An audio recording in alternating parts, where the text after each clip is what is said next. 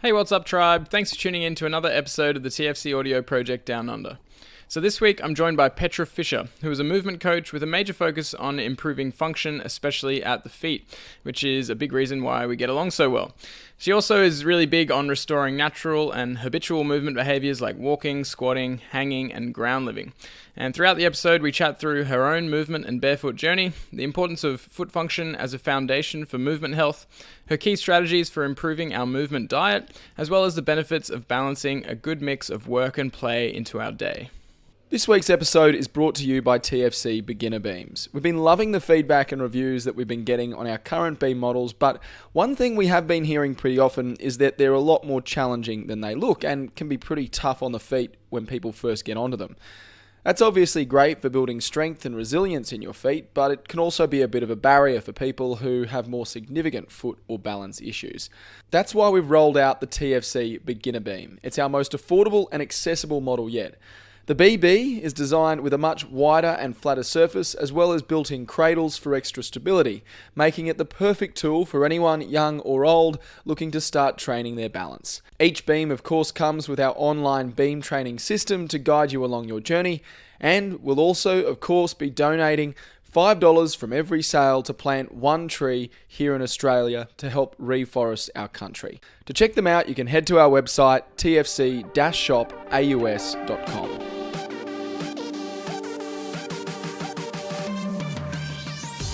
All right, Petra, so awesome to finally have you on the podcast. I'm so excited to be here. It's been a long time coming. It really has, yeah. And we were chatting a little bit beforehand about how we connected through Instagram and how awesome it is that there is such a cool global community of people that all around the world that you can just connect with and chat with through Instagram. But I actually first heard about you through someone who came to a workshop and they were like, oh, you'd really love Petra Fisher movement on Instagram. Like she has a lot of the same kind of concepts and philosophies. And I was like, oh, okay, checked you out on Instagram and really resonated with what you're doing, obviously. And started sharing your stuff, and then we started chatting, and it's kind of just blossomed from there. But this is the first time that we're actually sort of chatting face to face, which is pretty exciting. Totally agree. Well, it's really cool. I mean, it's awesome that I guess word gets around. The foot community is still a fairly small community, but as soon as we started talking, I was like, this guy's amazing. And it turns out we've read 95% of the same books. So that was always a surefire winner. 100%. Yeah. It is cool how like there's all these different people in the space, and like the Katie Bowmans, the Owen Lacours, and then there's FRC and all of these different people that you tend to look into. Like if you're into movement, then they come along your radar and you go, oh, that really makes a lot of sense. And it's just stuff that you can't argue with, really. It's not really like dogmatic or anything. It's just sort of so logical and so based in sound principles of physiology. And then once you have that lens, then you're like, oh, you just start seeing through everything through that lens, and then you start connecting with people who have also been around those concepts. And yeah, it is cool. So I usually just like to start the podcast by hearing a bit more about your story. Like I know a little bit from what I've heard on other podcasts and just, reading your emails and on Instagram and everything. But I'd love to hear more about how you sort of got into being Petra Fisher movement and how we can roll from there. Sure. Well, it was a long story kind of from 2 points of view. So I had a physical way in because I was totally in corporate world. I was a corporate lawyer and I hated it and I was terrible at it. Like it was truly not the right fit for me. And as my stress relief, I wanted to be a runner and a CrossFitter and a yoga-er. And so I got all of the injuries, like you name it, I had it. And I ended up in a lot of people's offices. So I saw massage therapists and chiropractors and osteopaths and PTs and everything. And nothing really seemed to click or actually solve my problem. And at the same time, I was hating being a lawyer, and I was in all these people's offices and I was like, wow, bodies are so interesting. Like what am I doing being a lawyer when I could be something more interesting, like a massage therapist? But I wasn't really ready to jump ship yet. And along the way, I got fired, which was really the best thing for me. And I ended up in the government doing policy, which was great because it gave me some spare time to start focusing and learning and really kind of working on myself and my healing.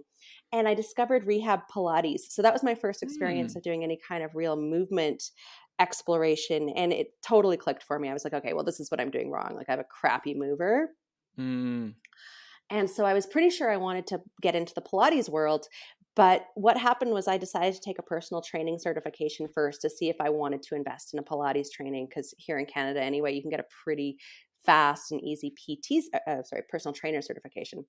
So I did that. And my very first personal training test client had a really wonky back thing she was doing when she squatted. She did all kinds of really weird stuff with her low back.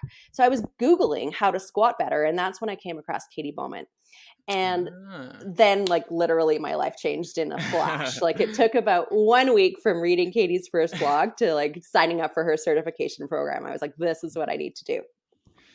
So that started my exit from the corporate world. I started kind of training in depth for Katie's stuff. And I kind of had a funny summer that year, actually, because I ended up with whooping cough. I guess my vaccination wore out, but it meant that I had about 2 months away from work because it's so contagious. So I just went through everything Katie had ever done. I did every single Katie's class. So when I wasn't lying on the ground coughing, Ah, I see. I was doing everything that I could do to like learn about Katie Bowman. So it was really kind of a great timing, I guess. And so I certified with her the following January, and I've been teaching movement ever since then, pretty much full time. So that was my big transition there. Yeah. So, what year did you say that was, or how long ago? It'll be 8 years this January that I did my course, like the actual certification Right. course with Yeah. Yeah. her. Yeah. Yeah. Yeah. I mean, I was kind of the same with when I first came across Katie Bowman. I think I listened to her on a podcast. I think it was maybe Ben Greenfield's podcast, and I was like, "Ooh, gee, that makes a lot of sense." And it was, when was that? It was in my first year out as a practicing physio, and then I got her Move Your DNA book. And at the time when I was practicing, then it was a lot of manual therapy based treatment, and then, I mean, which I was seeing some really cool results with the manual therapy, but at the same time, I was like, oh, I'm really missing this key piece of like movement nutrition. Like, it just made so much sense. It all clicked. And then from then, I mean, I was already into movement. I was already loved sort of training and doing different things like gymnastics and, weight training. And I was into like animal flow and things like that. But it just helped me put into context how it all worked and why it was all so important. Um, but yeah, and then it sort of kicked me down a path of exploring a lot of other different things as well. So you I imagine Katie Bowman is how you sort of came across the whole barefoot concept, or were you already interested in that beforehand? And my feet were for sure my weak point. So I had plantar Uh-huh. fasciitis as I was doing the big transition towards Katie. I led the charge in the ministry of getting standing desks, and that was what triggered my plantar fasciitis. And I was like, well, this is the worst. I just got standing desks, and Oh. now my feet hurt, which I don't think is super uncommon because, of course, it can be a big load for when you start standing. So Katie was absolutely how I got interested in feet. I Mhm. think, in over and above the fact that I've had lots and lots of foot issues and I've had a history of sprains and a lot of foot problems, it's so obvious to work on feet. Like, I don't know how Yeah. we've managed to go for so long when, it's the low hanging fruit. It's the weakest part of most of our bodies that has the biggest impact on everything else. So if you miss your feet, then you're missing just such an easy win for most people, I think. Yeah, 100%. It is strange that society has gotten to the point where somehow we view the rest of the body as like trainable and adaptable, and if you've hurt your back, then you should improve your strength and mobility of your back and so on. But for some reason, we've just allocated feet as the one part of the body that doesn't change. It needs support, constant support. It needs, if you hurt it, then you just need more support. Don't bother strengthening because they're just inherently weak and fragile. It's a very, very strange paradigm. And when I think it was Katie. Well, I was kind of already. I'd heard someone on a podcast that had got me into like barefoot shoes, like even while I was at uni, but I hadn't really delved much more into it. Like, I just wore barefoot shoes. I didn't, work on my feet or anything particularly. But then when I was at a second role, I read. Move Your DNA obviously talks about it, but then her book Whole Body Barefoot, like really everything sunk in. I was like, it was around that time that I really started looking into the foot collective stuff, and then obviously that led me down this path. But you're right, it's very low hanging fruit, and the vast majority, it's not even on people's radar. The vast majority of people, like we, I was saying to someone the other day how it's interesting how we create our communities on Instagram and we see all these people who are into barefoot stuff and everyone's kind of getting it. And you're like, wow, it's like so many people get this. And then you go for a walk on the street or along the river and 99.9% of people are still wearing modern conventional shoes or high heels or dress Yeah. shoes. Yeah. Yeah. It's fascinating because you're definitely in a bubble when you're in the internet world. And I feel like the bubble's growing.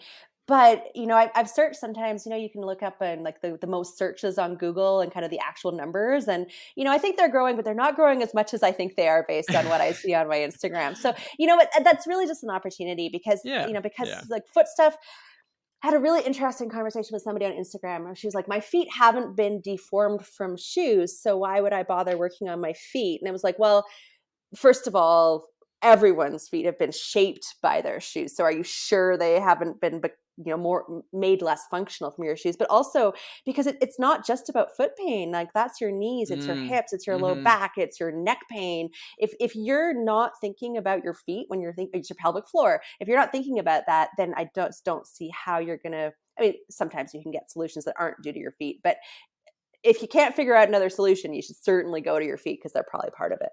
Yeah, and even if you can figure out another solution, you should still go to your feet because they're your foundation for everything. And if you Yeah. don't address, if you don't address your weak links, and especially at your foundation, then something's going to pop up at some point, unless you're just doing absolutely nothing with your body, in which case you're still going to have the issues that are associated with that. But if you want to be an efficient mover and have get a lot of movement variability and quantity and quality in your day, then having a strong and mobile and adaptable foundation at your feet is like critical. You can't do it otherwise in the long term. Critical and a no-brainer. Like I totally Yeah. agree. And I think that, people come into this from various angles. So you're going to get people who are like, "Oh my god, I've got foot pain. I need to deal with my plantar fasciitis." And that's a totally fine place to start. You get people who are just like, "I want to optimize my performance." And that's a great place to start as well because you're going to get great results. I mean, I don't know how deep you've delved into FRC, but they're really into the whole systems thinking and looking at how bodies work as a system.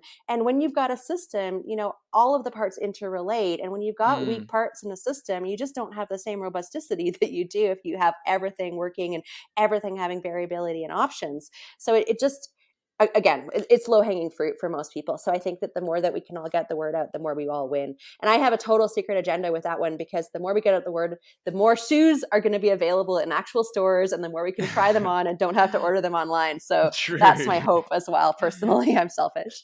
Yeah, no, it's a good hope, and I guess that is another illustration of how small the movement still is at the moment. Is just how hard it is to find barefoot shoes in shops, and there are more shops opening up definitely, but at the moment still in like I get a lot of requests from people like and in Perth and Adelaide and things like that and cities where there is nowhere to try anything on, and it's tough because people do want to try shoes on. They want to make sure they fit. They want to know how they feel. But then people are you're forced to kind of get it online. But the opportunity is growing. If anyone listening out there knows anywhere in Perth and Adelaide, obviously hit me up, or in your city if you know where some barefoot shoe shops are, please let us know. Or if you're listening, might be a good idea to start a barefoot shoe shop in your city Do because it, do there it, will do be it, do people who come. it. Yeah. Yeah. And so, did that was that one of the biggest things that you went straight into was feet, as in because they were your weak link? Did you start training people's feet, or like sort of niching down in that, or is that sort of happened more recently? To be honest, that's much more recent. I mean, the very first thing that I did with my barefoot shoe transition was give myself a terrible injury that I still haven't Uh-huh. fixed. So Yeah. I was definitely one of those over enthusiastic people. And so what actually happened was, so I lived in Toronto at the time. Toronto, like Calgary, has a very long winter. And I did my certification with Katie in California in January. So I'd been kind of completely in winter boots. I mean, more barefoot style Mm, for about mm, 3 months. And then we went down to Mexico and I was like, oh, awesome. I totally have to walk barefoot on all these rocks. This is going to be great for my feet. And instead of being great for my feet, I gave myself what feels like a sprain right around my cuboid, so right in the midfoot. I suspect I've got some sort of other thing going on there. But anyway, it's still around. So I gave myself this kind of midfoot sprain that slowed down all of my movement for years. I didn't mm, walk a lot for the first couple of years. So I really have a lot of empathy when people come to me and they're stopped because of an injury because I had to deal with all mm, that stuff for myself. So it gave me a lot of focus on doing the footwork and the exercise stuff. And I know there's a big spectrum. I know there's people who transition just fine, but I didn't. So I'm more on the like, let's support the transition as fast as we possibly can and make sure you don't have to go through what I went through. So what actually happened with me was I think I got more and more into feet as we went on our trip. So as you know, but not everybody necessarily does. We left Toronto probably about exactly 3.5 years ago to do a trip around the world. That was the original plan. And we were really mm, inspired by Katie and wanting to live outside and be full-time outdoors camping and have the opportunity to be really, truly movement outdoors as much as possible. And because we figured we had all the time in the world, we got to Mexico the first year and then we came back up to Canada and then we went back down to Mexico. mm. And then that's when COVID happened. So we flew Right. back to Canada and left the truck. And then we flew down last November to pick up the truck and we brought it back up to Canada in August. So we've literally made circles between Calgary and Mexico for 3 years in a row now, which wasn't quite what we had in mind at all. We're now sick of driving down to Mexico. So that's not what we're doing anymore. But all that to say that that was about when I realized I really wanted to focus on feet because I realized that I really wanted to start building out my online programs and like Mm, in all of my teaching, like you still have to talk, you have to start with feet. Like it's crazy. Like you can do it. You can start on shoulders if you want to. But I think feet are a very obvious starting point if you want to improve your movement quality. And I definitely would call myself somebody who's most interested in working on kind of all round movement quality. So whether that means kind of technical ability or whether that means movement all day that gives your body what it needs is kind of where I kind of would mm. put myself. But it's such a big topic. And so if you start with your feet, you're going to improve everything right away. So it was just the very obvious place for me to start focusing. Yeah, 100%. And you've got a program like Fix Your Feet program that you run as well, which would be an awesome thing for people to check out if they're interested in starting. But yeah, it's a really good point that the transition is so needed for barefoot shoes and just for feet in general, because for the most part, you can imagine conventional, especially cushioned conventional shoes are um, kind of like your feet being on the couch. They're not doing as much work. They're not doing the work that they need to do to become strong and adaptable. And for some shoes, especially like dress shoes and high heels, it's kind of like it's like you're trapped in a coffin. And you're just like, so you're getting real stiff in one position and you're just like buried alive. And, when you come out of that coffin or you come off that couch, you can't just leap into doing, deadlifts and bench press and all these things at the gym. You have to build up some strength and mobility. And I think a lot of people can find that process pretty confusing, or they're not really sure how to listen to the signals that their body is giving them, and they can run into a roadblock where they might get some plantar fasciitis or some Achilles issues, or something that goes, oh well, is this really the right thing for me? Maybe my feet do just need cushioned footwear or whatever. Whereas if they have a guide, like something like your program, and we've got an ebook that isn't as in depth, but it's like a general outline of what people can expect along a transition period, then it gives you that confidence of like, okay, I just follow these steps, I take it slow. You can tune into the signals that your body is giving you before you get the screams. Like you get the whispers that your body gives you, like around stiffness or muscle soreness or things like that. And if you listen to those and adapt appropriately, then you don't get the screams of these, conditions that are actually a lot harder to bounce back from. So I think what you're doing is super important and super awesome. And I imagine you incorporate like, because I know it seems like you've done pretty much everything but FRC and MoveNat and so on. So how much, I actually should probably do your foot program so I know what it's all about. Well, I mean, I know what it's about, but so I know what's in it. But do you incorporate like FRC and MoveNat principles in there as well? Yeah, well, it depends which program you're talking about because I've got quite a few now. So Fix Your Feet is kind of my everyone can do this and get some benefit from Mm. working on a little bit of foot stuff. And I would say that's probably more Katie Bowman with maybe a little bit of FRC yoga tune-up involved in that. Oh, yeah. I have a major foot program, a deep dive into feet, hips, and walking called Build Better Feet. And that's got everything. That's got for sure a ton of FRC, a ton of MoveNat, and then a ton of Katie, and then just everything.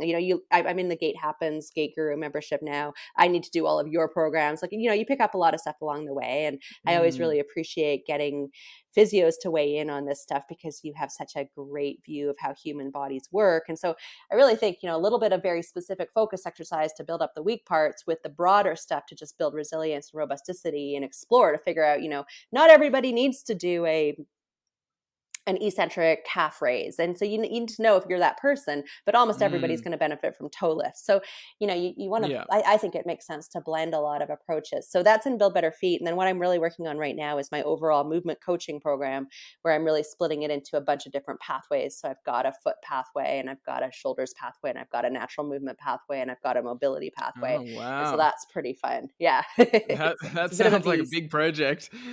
Well, Yeah. the plus side is that it's a membership and it's all 10-minute classes. So you get everything, but you get it in Ah. tiny bite-sized chunks. So Yeah, that's a good that's idea. Yeah, the tiny bite-sized chunks. That's something that I've seen in your emails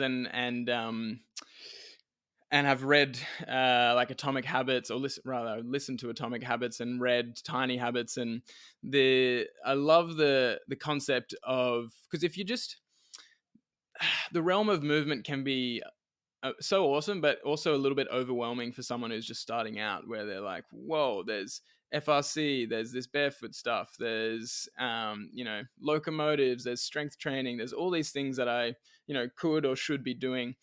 And it's like, which one do I do? There's too many decisions. There's it's quite hard to sort of figure out.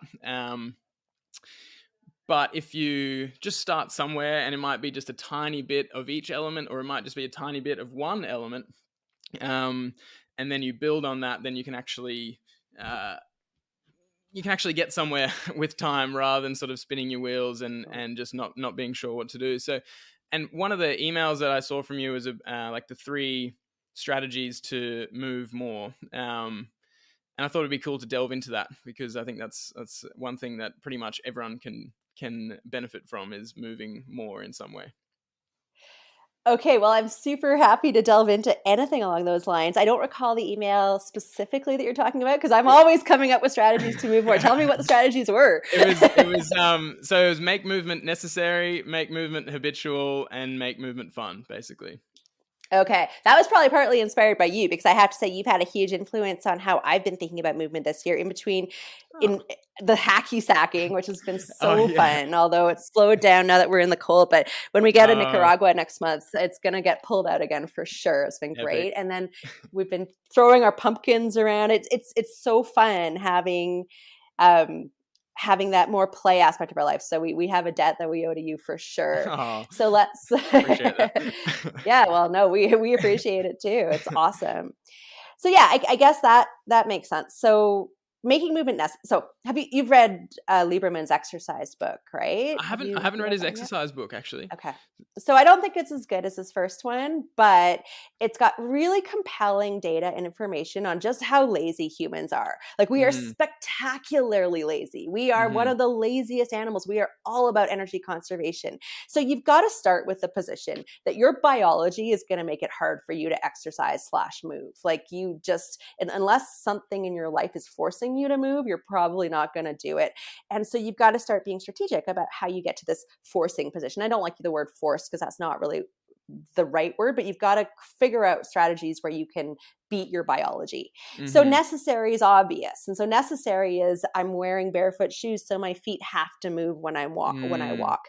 My car is parked 16 blocks away, so I have to walk to it. I don't have any furniture in my house, so I have to get up and get down. You have to build that into your life if you want to get large quantities of movement, because otherwise you'll be sitting on the couch with a beer, which is nice too, but it's not what you want small in the doses. long term, right? Exactly. From Yeah. time to time.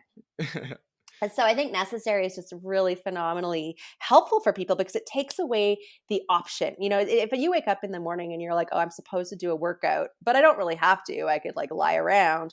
9 times out of 10, lying around is going to win. So, you know, because it's not necessary to do your workout, which is where you Mm, get the habitual piece. If you can manage to build in a habit, and that's again, to get back to kind of the tiny habits approach, if you can give yourself a goal that is such that you could make it consistent, then that also will override your biology. That can become something you do every single morning. And so I have absolutely a morning routine, and it's not a very impressive one, but I do it every single day. And I often do more than just the small bit because it gets me going. And then other bits happen over hmm the rest.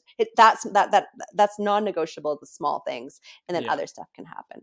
Yeah. And then again, the last part is the fun. Like, it's been super cool over on Facebook recently. I've been having a challenge, a walking challenge, and seeing other people's walking and seeing everybody going hiking together and seeing, like, it's super fun. It's exciting to see. So, you know, get friends to do stuff with, do stuff you Yeah. actually enjoy. It's another way to override your biology because then you actually want to do it. So I think those are 3 really great strategies for moving more. Yeah. 100%. And I love all of those because, I mean, on the necessary concept, then our environment is so set up for sedentarism. Like our whole environment, our whole culture is just filled with chairs, and everywhere you look is chairs, and everywhere you look it is people sitting, and you're kind of the odd one if you're not sitting or if you're on the ground. And um so you do sort of need that nudge. I'm actually reading a book at the moment called Nudge, which is all about like decision making and human behavior and like behavioral economics essentially. But they talk about nudges where you know, you don't want to completely, I guess, eliminate the option. Like, you don't want to be so scared of sitting that you can never sit down in a chair. Like, there's always the option, like, your body can handle sitting in a chair. But if you give yourself nudges to not sit in the chair, like for us, we still have a lounge. It gets used about 1% of the time because it's pushed all the way back, and we've got mats on the ground, and now we've got these cool grounded living cushions. And you know, the ground is a more inviting space for us now than the lounge, but the option is still there to use the lounge if we want. But the nudge is, oh, I'd rather get on the ground, and then you feel better on the ground anyway, and so it becomes that, and then it becomes a habit. So, Totally. um, and then obviously play, like we've you know, you and I have discussed, and I've talked about on episodes before, but that is really that's kind of like the hack with movement. Is like, that is like, there's one element of our biology that goes, oh, we should conserve energy, we, you know, if we don't need to move, we shouldn't. And that sort of does make sense on an evolutionary level. But the flip side to that, and the sort of hack to that, is play. We are really built to play. And kids do it obviously a lot, but adult humans play as well, from an evolutionary perspective. And it's not about sort of silly games, it's about exploring movement, getting creative, problem solving. And our brain is actually wired to really enjoy that play, and therefore it kind of bypasses that conservation of energy sort of pathway, I think. Yeah. Yeah. I think that's right. Again, we were out tossing our pumpkin around the other day because it was warm out. And, you That did just look fun. laugh. Pumpkins are the best. It brings a smile to your face and you want to do it and you don't want to stop. And I agree. Play is just so encouraging for that big picture, get outside, get moving. And, it becomes fun, whether that's truly play in the way that you mean it, or whether you found another way to make movement enjoyable for yourself, whether what you love to do is dance, to find something that you love, whether it's play or walking, that's really important, I Yeah. think. Yeah, and I think you're right. It's not so much about the activity; it's about the mindset that and the intention that you go into it with. Like if I went for a walk, and it was because I know I should walk. Like this morning, I went for a sunrise walk along the river, and there's one aspect of it is like I've listened to the Human Lab podcast that talk about getting early morning light and forward ambulation, as early as possible, to for all these neurological reasons, which are really great. And the other aspect is it's just so enjoyable to walk along the river and look at the sunrise and just take in all the colors and hear the birds chirping, and it's still quite quiet. And the bare feet is just you really interact with the environment, and it just feels really good. So that walk is still play for me, and it also has these all these other benefits. But yeah, if it is more about that mindset that you go into an activity with, I think it's like more of a like, oh, I really enjoy this and I want to do it, rather than I know I should do this. Yeah, well, I think you're bringing up a lot of really interesting points. And I have to say that, when I think about play and when I think about what you've brought into kind of my awareness, what's been so fun has been specifically partnered, skillful or skill building play that we're not very good at. And Yeah, so you yeah. laugh about it. Like there's something very specific about that is, I think, That's true. distinct from the walking or whatever, because there's also the learning curve and just the doing something together side of it. But like I think what unites all of what we're talking about is just that it actually makes you happy. So there's all Yeah. these physical benefits, but then there's also just this place in your heart that's being uplifted, and they all have benefit. And I think that's one of the downsides of whether it's Instagram or fitness or PT, whatever it is that we tend to want to champion our approach to things because we know it's good and it's effective. But it's easy to be like, oh well, James is over there on a balance beam. That's not going to be as good as doing my toe lifts over here. It's Yeah. ridiculous. It's all good if it makes you happy. Like that for sure. Like maybe if you need to fix your plantar fasciitis, you need to do more toe lifts and less balance beam. But like if it gets you moving and you're having a good time, then it's beneficial, I think.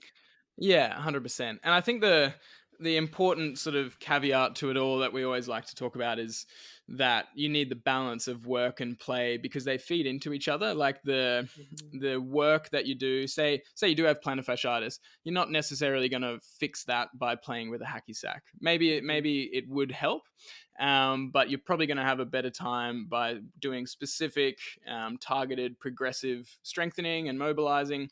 And then when you have solved that issue, then you want to start playing with movements that are enjoyable, that at least maintain that function, if not build on it and improve it. And likewise, if you're playing on a beam, which every human should be able to stand on a thin piece of something and balance, like it's sort of it just should be sort of part of our physiology. But if you can't do it, or if your feet hurt while you're doing it, and you're trying to play on this beam and it just sucks because you're not getting anywhere and your feet are hurting, then it's a sign that it tells you like, oh, I need to do some work on my strength and my stability and this and that, and my foot sort of mobility and resilience. And then when I do that, oh, now I can come and play on this beam. So they kind of feed each other, and that you like. I mean, myself, I'm much more of I tend towards the play concept, and I've been able to maintain pretty, I guess, not to G myself up, but pretty impressive amounts of mobility and skill and strength, I suppose, simply by or mostly by playing. But I also know that when I add in more work, and some more sort of structured strengthening and mobilizing, then I feel a lot better and I can play more. So it's a good motivator. Yeah, well, you're very right about that. And it's something I've been kind of having in the back of my mind as we've been talking. As you know, I'm also a card carrying member of the Huberman fan club. And he Yes. was talking about motivation and dopamine in a recent Oh, podcast. yeah. And have That you was heard that great. That one? one. Yeah. Yeah, super good. Worth a listen if you guys haven't already heard it. If anyone who's listening hasn't already heard it.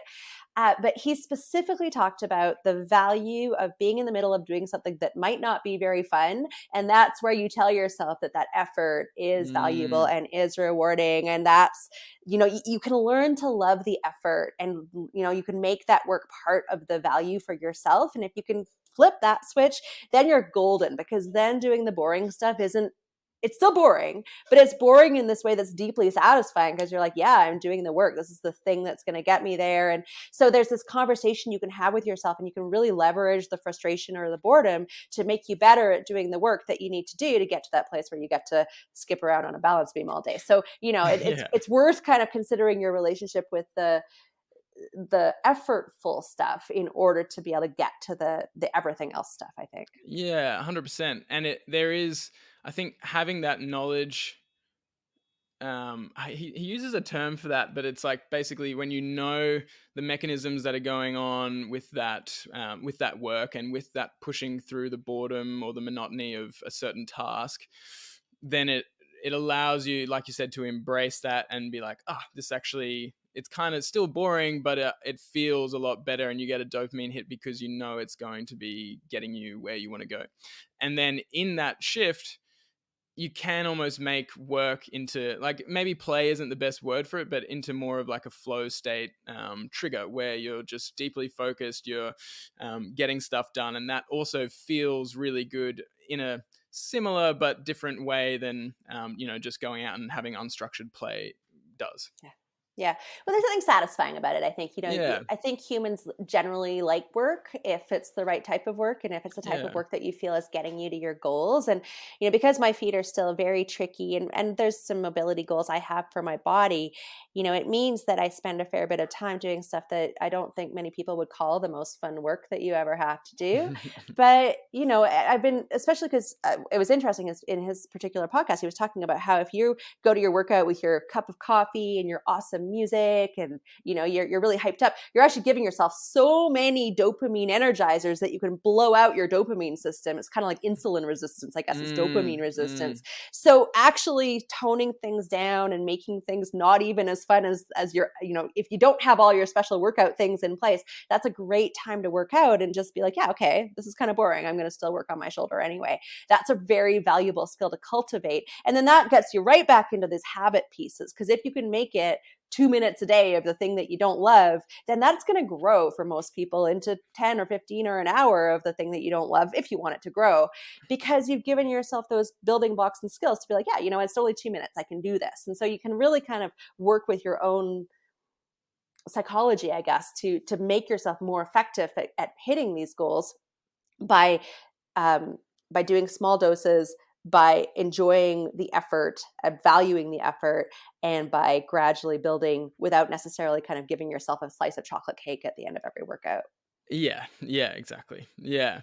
And I think probably, I mean, an interesting, maybe two methods that are quite interesting to compare with that would be FRC and say hacky sack play. So FRC is obviously, I mean, you could explain it better than me. I haven't done their course or really delved fully into it, but I do understand the general premise, and I've listened to a lot of podcasts about it, and a lot of the a lot of the foot nerd community are quite into it as well. And I know it's a really valuable system, but let's take, for example, hip mobility. FRC would look at hips and go, okay, well, they can move in all of these different directions: flexion, extension, abduction, adduction, rotation in both directions. And for a hip to function optimally in fundamental movement patterns, then it actually needs to have access to those like foundational movement ranges of movement. And so a lot of people are missing that hip mobility because they sit most of the day, and their body is, or their hips are only in flexion for most of the day. And so the FRC approach would be like, well, let's restore that through it's a bit of a grind. Like I don't practice it very consistently. I think I probably, quote unquote, should do more. But uh, it's a lot of focus and active work, and you're really like pushing into ranges that are uncomfortable for you, and you're like strengthening in that end range, and uh, it's you could say, yeah, it's just tough, basically. It's not the most fun thing you've ever It's done, for not sure. that enjoyable. You can find, like we've talked about, you can find that sort of, it hurts so good, and embrace the suck kind of like, yeah, this is good for me. But for me, I've found that a heap of hip mobility has come from just kicking that hacky sack and just like Sure. tuning in. Sure. Just tuning in that hacky sack movement over and over and over again, and moving into these different directions. But I've also taken elements of that FRC approach, because I've realized that slowing things down and actively moving it, like, and doing sort of like the picks, like the outside picks and the inside picks, that's a really cool way to work on more of that uh, active end range strength. But at the same time, I probably wouldn't be able to do all of that stuff with the hacky sack if I wasn't spending so much time on the ground, which is obviously huge for my hip mobility.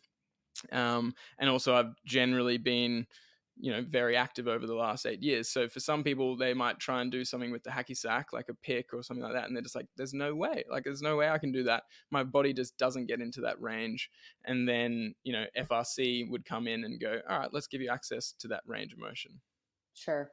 Well, I mean, I think that no matter what you're looking at, it's a human body. So you're very adaptable and you're very good at compensating. So you've Yes. got to find that place where you're giving yourself the opportunity to adapt to things, which clearly hacky sacking is going to give you all of those movements.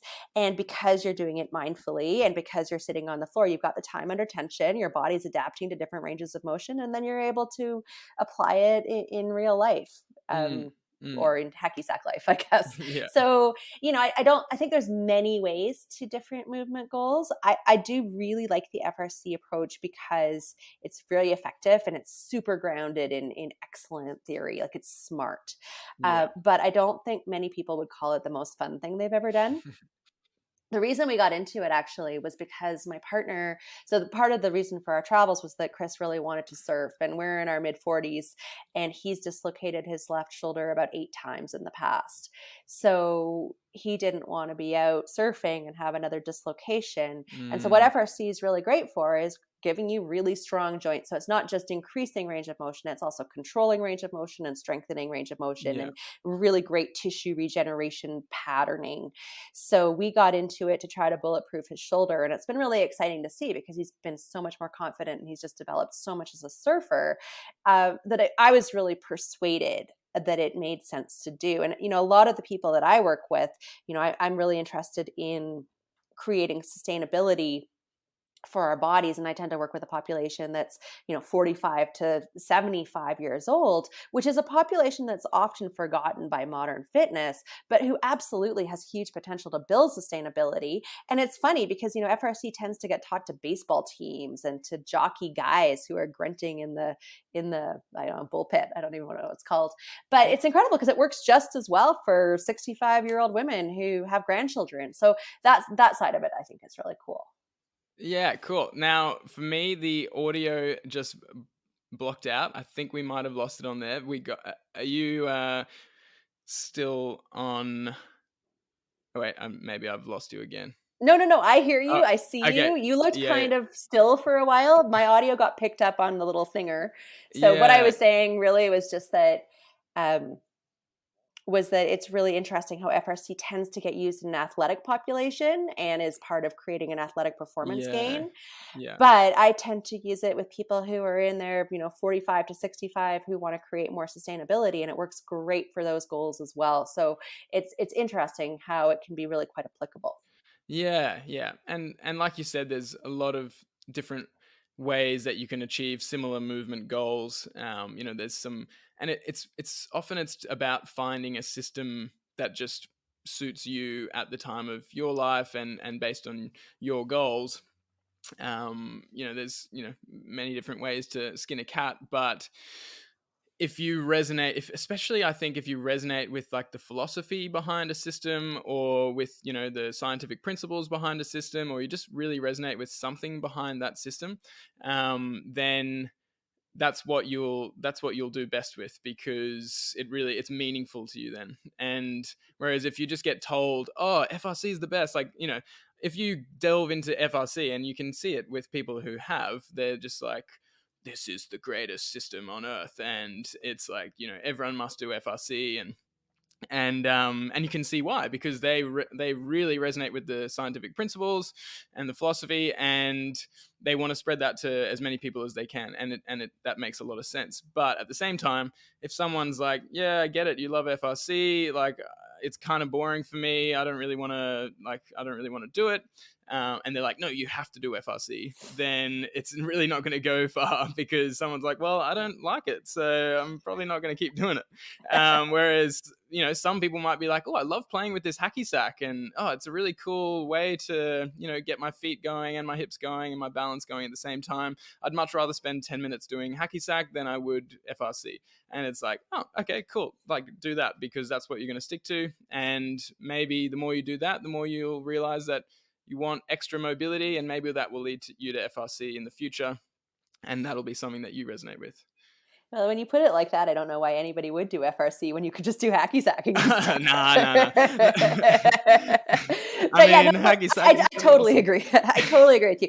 You have to resonate with the thing, and you have to resonate with the teacher too. It's Yeah, interesting that's for true. me as a teacher. Like, there's so many great people out there that you could be learning from, and I try to learn as much as I possibly can, which is probably not that helpful, because it means that I'm a little unfocused in my own personal practice, because I'm always trying to pick up from different teachers. But everybody's got something great to teach, but you got to be able to hear them, and they've got to fire you up. So I think that we're at this really cool stage in the world of fitness and movement and mobility and all of that, is that you have all these people that you can go out and find and learn from. But I don't think there's a single system that's the best system. There's only systems that you can learn from and gain from, and that you can connect to or not connect to. So, FRC or hacky sack or animal flow or whatever it is, there's probably no single perfect answer. I think of FRC the way I think about brushing my teeth. Like that, to me, that makes sense. Like, it's a maintenance system that isn't necessarily like the highlight of my most fun day. But for Yeah. me, and especially, again, like, I'm 47 now. So, and my body's always been a tricky body to work with. It makes tons of sense for me to spend a lot of extra time working on the foundational piece, so that I can go do the fun hacky sacking, because I'm the kind of person who will sprain my ankle hacky sacking if I don't look after that carefully. So, there's that as well. It kind of depends on your personal robusticity a little bit, I think. Yeah, 100%. And I think I love the analogy with teeth, because we're all trained from a young age well, most of us are trained from a young age to believe that, teeth are really important, and that we should be brushing and flossing and taking care of them, because they're the only set of teeth that we have. And it's really expensive to fix teeth issues. You have to go to the dentist. It's super uncomfortable. But we're not taught the same thing about our joints, and it's quite strange that we're not, because there's a bunch. It's kind of like, whenever I go to the dentist, I usually get on this topic, but it's like, you see people walking around in conventional shoes, or in modern footwear, and it's modern footwear, or sitting, all day.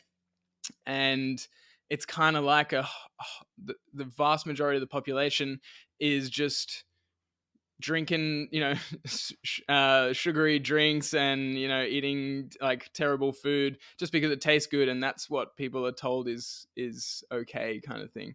But it's once you have that lens, it's like, oh, everyone needs to be doing at least something with all of their joints every day. And I have like a modified routine that I do, kind of similar to cars, but it's a bit less structured, and a bit less, cars, for people listening, is controlled articular rotations.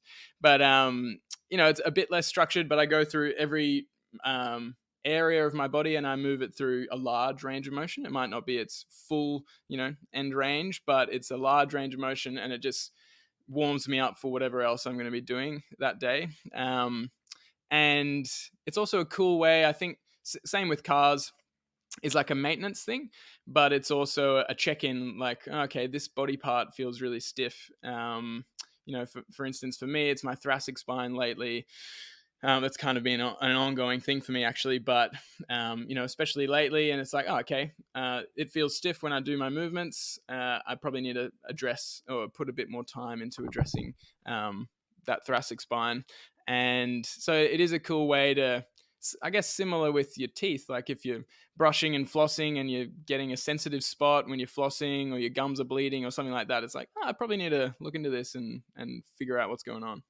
Yeah. Yeah. It's a check in with your body point. And I think, we're in a very body disconnected culture. And I think that that's largely because we don't move very much. And unless you move, your brain doesn't hear from your body, and then it doesn't know how to hear from your body. And so having a Mm, regular and systematic movement practice of any type should give you some information about what's working and what isn't working. And, I think that we have a really weird relationship with injuries and pain. So, if I get a new injury these days, it's not something that I freak out about. It's something where I'm like, oh, look, there's something that I need to change my course. So like you said, your thoracic spine's feeling a little weird. I've realized that I've got some ankle stuff happening. I'm like, oh, that's not cool. I've got to pay attention to it. And you should mm. pay attention to the signals your body's giving you, because that gives you the opportunity to heal and move on and work better. But you're also right. Most people don't have these opportunities. And a lot of that's cultural. We've really put For sure. exercise into a specific bucket, and the people typically the exercisers aren't a ton healthier than the non-exercisers. And that, one of the Mm, Katie Bowman points of view is this crazy thing. I know a ton of surfers who have had several joint replacements and who can't move their neck, and people who are very, very fit aren't necessarily getting great health outcomes either. So I think that the whole narrative of movement needs to change if we want to get better health outcomes and don't want to rely on a pharmaceutical industry that I think is pretty clearly not that helpful for many of our issues. yeah, I think, yeah, emergency medicine is amazing, and when people are in a real tough spot, they've been in an accident or they've got some kind of emergency going on, it's amazing to have that stuff available, but it doesn't apply very well to lifestyle issues. Really, to chronic lifestyle issues. There needs to be you know consistent behavioral change, basically, to solve it. Yeah. Otherwise, you're not getting at the root cause. And that's the hard part. And that's really why a lot of my thinking and teaching has been really about trying to make movement more accessible to more people. Mm, And I definitely think that the biggest barrier for most of us is that it sounds like you've got to go and be really uncomfortable in a gym for 2 hours a day in mm, order to mm. get the results. And it could be that you'll get some great results that way. But I think that, again, you get right back to like, let's make it fun. Let's make it necessary. Let's make it habitual. And you use, like, there's really smart people thinking about how to help you do those things. Whatever way in you choose, do small things, start to build up the changes. And that's where you're going to start to see progress.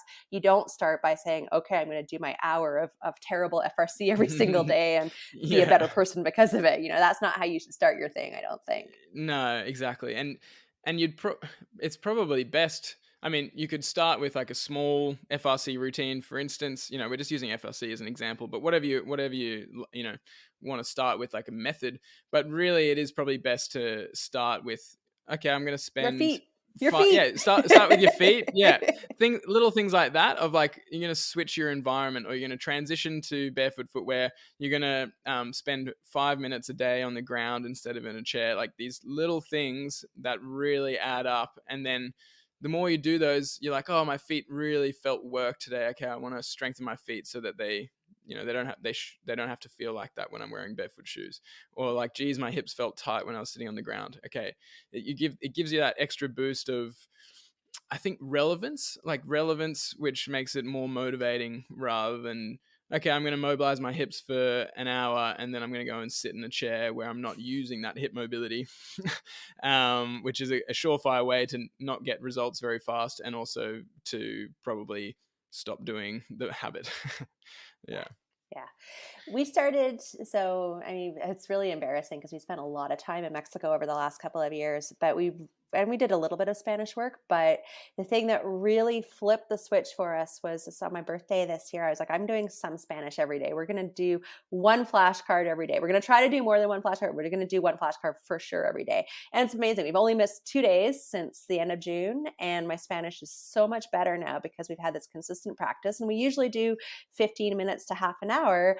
But on those busy days when we don't want to, we'll do one flashcard. And I think that that's, for me, a very powerful kind of example of how it doesn't really matter how small your commitment is to a thing. If you say, okay, I want to move more, I'm going to do at least one big toe lift every single day. The next Yeah. thing you know, you could very well be out walking by the river playing hacky sack and like working on the balance beam because you've made that tiny commitment, and the success of that small thing is what helps you continue. Whereas if you try to bite off more than you can chew, not only are you probably not going to get great results, but it's crushing. Like, you fail at it because nobody Mm. can do an hour a day of a new thing and do that well. I don't think that exists in human people.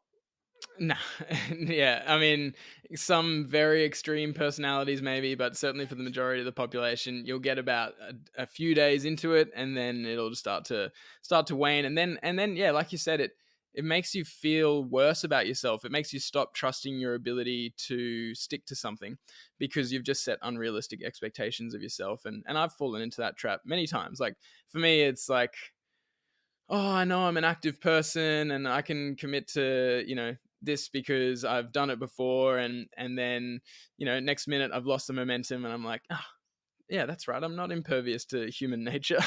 um, like, surprise. Whereas if I focus on some, keystone habits, like for me, not snoozing is like a keystone habit. Like if I snooze, it starts the day off with a procrastination. I feel more groggy when I wake up. I'm more likely to go for coffee straight first thing instead of getting outside, going for a walk, things like that. And when I don't snooze and when I just get straight up, and certainly that applies to sleeping better the night before and so on. But it's like, oh, sweet. All right, I really feel like moving. I don't feel like the coffee. It's not a willpower thing. It's just, oh, I feel like getting out and moving, walking. And then once I've gone for a walk, it's like, oh, I feel like going down to the park and getting some more movement in, doing some hacky sack, doing some locomotives. And then it's just this self-fulfilling prophecy. And then afterwards I have the coffee and I feel way better having the coffee. I'm already energized. I don't need the coffee. It's just a bonus. And Mhm. if you can figure out what are the keystone habits for you, I think Human Lab's a really good podcast to listen to because he goes into like the science backed, the things that are based on a lot of good science. But it's whatever it is for you. For some people, it might be starting the day meditating, or for some people, it might be, yeah, like a little, some toe lifts or whatever. But if you find something that works for you that gets you in the right gear, then everything's a lot easier, and you're not having to. Like, for instance, I generally end up doing an hour or two of movement and meditation and good stuff, but it's not because I'm forcing myself to do that. It's just I've started the day off on the right foot. Yeah, which gets you right back into that making it habitual thing, and then you learn to like Yeah. it because it feels good. It's almost like, we pay a fair bit of attention to what we eat, just trying to, get lots of nutrient dense foods and be healthy. And if we don't get vegetables for a couple of days, we start to go a little squirrely. Like, it's not cool. We don't feel good.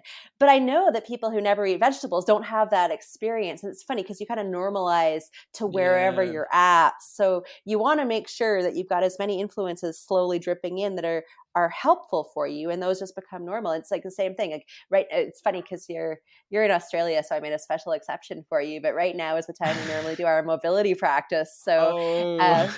no, it's okay. It's okay because I do it almost every day, right? And I mean, that's Yeah. the other great thing. Once you have a strong habit, you miss one day, it's really not a big deal. It's really Yeah. not. And I think that's important as well. And that's, another thing. You want to make it habitual. You really want it to be every day. And then if it's not every single day, it doesn't matter. So it's a funny thing about the everydayness of it all. That's true. Yeah. And it's, I think having that flexible mindset, because there will be days where you just can't do it. And Yeah. I went, years ago when I started looking into a lot of this habit, sort of optimization stuff and habit forming and so on, I'd get really strict about things, and I wouldn't have much flexibility in my days or nights, and I'd follow this quote unquote perfect routine. But if I'd mess up, I'd be like, oh, like how could I mess up? Like beat myself up about it, and that would kind of just pretty much ruin the tone of the day. And often that would lead to missing the next day, and then that's when the problems occur. If you miss one day, it's like, okay, I didn't do it that day. Acknowledge it, see if you can figure out why, and then change something for the next day, and off you go. Just keep doing the habit, and your body is so resilient and adaptable that missing one day of your habit is not going to do anything as long as it's generally consistent. Yeah. And like I said, that's another reason that the tiny thing is good, because you're much less likely to miss tiny things. So one Yeah. flashcard isn't going to help me learn a lot of Spanish, but it is going to make me feel like I've been consistent even on a crazy Mm. day. I've Hmm. still missed a couple of days of that, but from like, again, like I've probably only missed 2 since we started. And so that feels really good because you're like, I've done it every day, even if it's not very much. So that's the way through missing days. They're still gonna happen, but if it's just a tiny thing, you're less likely to miss as many of them. So I think that helps build that success and build that consistency. Yeah, that's a really good point. And the books Atomic Habits and Tiny Habits are really good for people to read because they sort of go into the system of it and the science behind it, and they're quite inspiring. But just very important for people to acknowledge that you're never going to get it perfect. You probably won't even get the tiny habits perfect, and that's okay as well. It's just find a way to jump back on the bandwagon. Often people are like, okay, tiny habit, 10 minutes of meditation. Tiny. And then it's like that you mess up and you're like, oh, I can't even stick to it. The tiny habit of 10 minutes. Like, who am I? Like, I'm Yeah. worthless. But it's like, no, a tiny habit is like 30 seconds or like 1 minute, or just or even just taking one deep breath that you fully focus on. It's Yeah. just if you're finding you're having trouble sticking to a habit, make it tinier.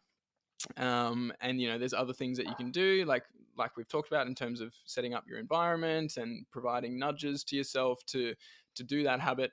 But generally make it tinier, be more consistent, and you'll find that one deep breath turns into 2 and turns into 10, and eventually you are meditating 10 minutes a day, and it feels completely effortless. Yeah. Yeah, I think that's exactly what it is. Like you could even go through the effort. It can be effortful to do your one deep breath, and you can then reward that effort. But it's cool because at that end goal, it turns into part of who you are and absolutely effortless. And it's not that you're a perfect person. It's just that you're now doing all these things that you weren't necessarily doing before, whether it's eating your vegetables or going for barefoot walks, or you just start to have more and more of these. When I start listing all these movementy things in my life, I'm like, oh wow, I'm so obnoxious. Like I'm barefoot. I don't sit in furniture unless I'm eating dinner with my mom. I like, it's like they just build up over time. It didn't all happen in one day. And so that's the other thing, is you can't compare yourself to anybody, because where you're at Mm, on your particular journey is just your place. And especially, I'm very aware that the movement world, like you even mentioned it earlier, it's overwhelming when you first enter. And it's like, what do I work 100%. on? Like Yeah. my hips are jacked up, and like on my shoulder and my toes and everything. You have to break it down somehow. And you're never going to do it all at once. So you really have to be okay with being very humble and just doing little bits at a time. But they do absolutely add up at the same time. Yeah, and there's a lot of flow over often. Like if you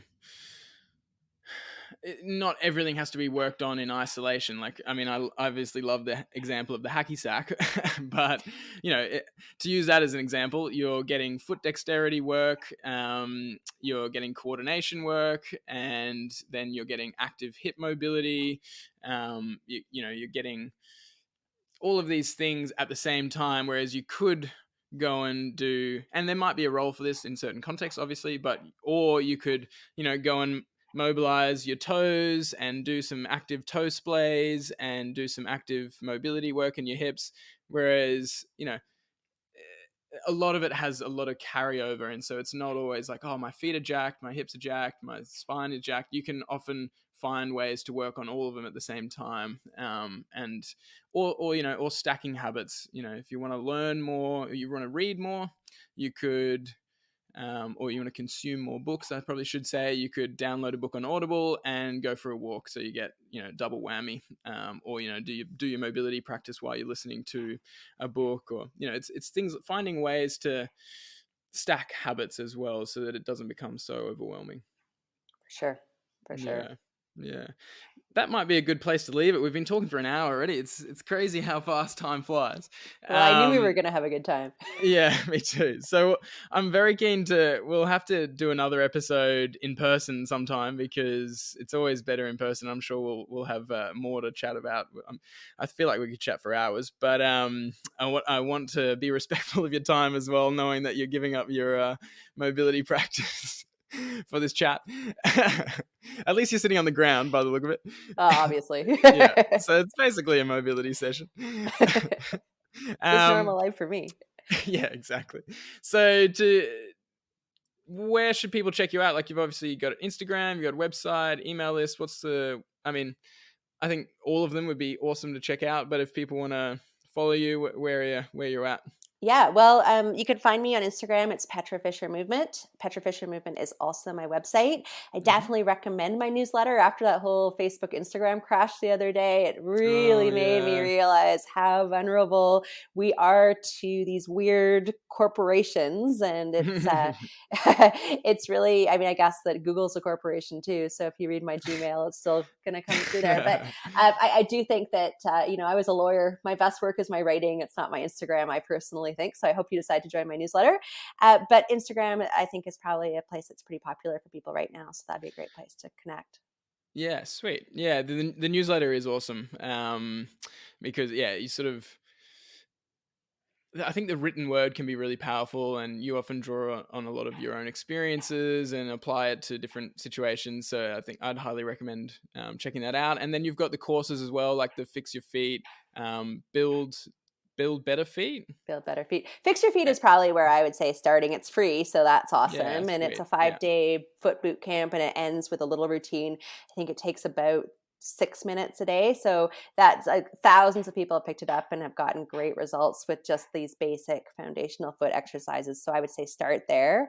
And then, my big project right now is, I've been running my membership for 3 years now. So the library is huge. It's got about 130 classes in it now. Wow. So we're in the middle of transporting it from Teachable into this great new software that's going to let people really zero in on what they want to work on. So instead of just going class 1, class 2, class 3, you can say, okay, well, class 1, class 2, class 3 were great, but I just want to work on my feet. And you can go and get all the classes about your feet and start to see your progress just focusing on that. So we're pretty excited about where that's going to go. So that's going to be opening up in November with the new software for the first time. So that is what I'm most excited about right now. So. That's coming up soon. I know. Yeah. Sort of. We're working a lot right now. Awesome. On the floor. All right. Yeah. Well, yeah. Well, we can we'll link all those things in the show notes as well, so people can just click through nice and easy. But otherwise, thanks again. It's been great chatting, and I'm definitely looking forward to the next one when we can. I'm hoping to be able to get over to Canada at some point in the not too distant future. Well, as soon as the borders open, we're planning to come to Australia, so we have to coordinate this properly. Yeah. But if we're here, I think I already told you we're planning to be here next winter. So if the borders are open and you want to come out next winter, we'll be in the mountains in BC, so we can go skiing, and that'd be pretty fun.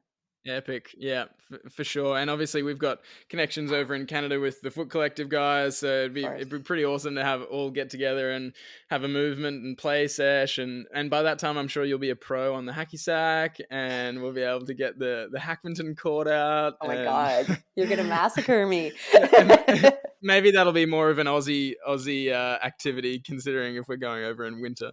But Aussie summer, get over, we'll go to the beach and we'll play some Hackmanton, and it'll happen. Awesome. Sweet. All right. Thanks, guys, for listening, and we'll catch you next week.